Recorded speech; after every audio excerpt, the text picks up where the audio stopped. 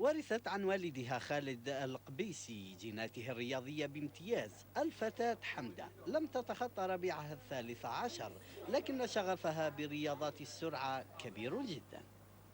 أنا شفت أبوي سابق في دبي مرة، وحبيت الفكرة عن السباقات والسيارات والسرعة. بعدين قلت يعني أنا أبغى أسابق، فبعدين دخلت في ضمان سبيد أكاديمي، وهم علموني كل شيء عن السباق وعن السيارات. والحمد لله في الموسم اللي فات خذيت 5 بوديومز.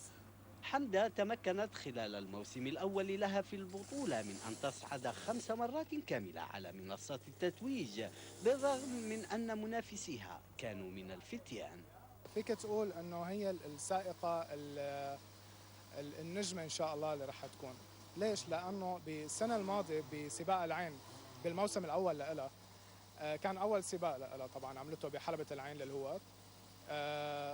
سبقوها كل الدرايفرز، كل السائقين سبقوها، خلصت بالمركز الاخير بفرق لفه، يعني لفوا عليها لفه كامله. بنفس الموسم وعلى نفس الحلبة باخر سباق قدرت تربح. قد تكون هذه الفتاة محظوظة جدا بالتعلم من شقيقتها الكبرى التي لا تقل عنها مهارة على حلبات السباق.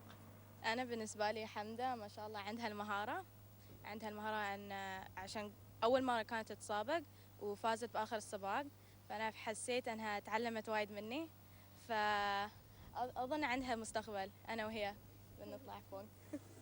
النجاحات المتواصلة على حلبات الكارتينج قد تكون دفعة معنوية وقاعدة لبناء أحلام التنافس في سباقات المقعد الواحد. والله أنا حابة أوصل الفورمولا 1، وطبعا طريق طويل، وإن شاء الله يعني أوصل لهالمرحلة، وإن شاء الله أكون أول إماراتية أسابق في الفورمولا 1.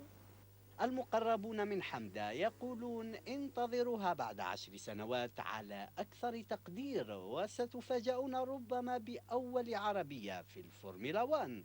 يبقى الوقت كفيلا بالإجابة.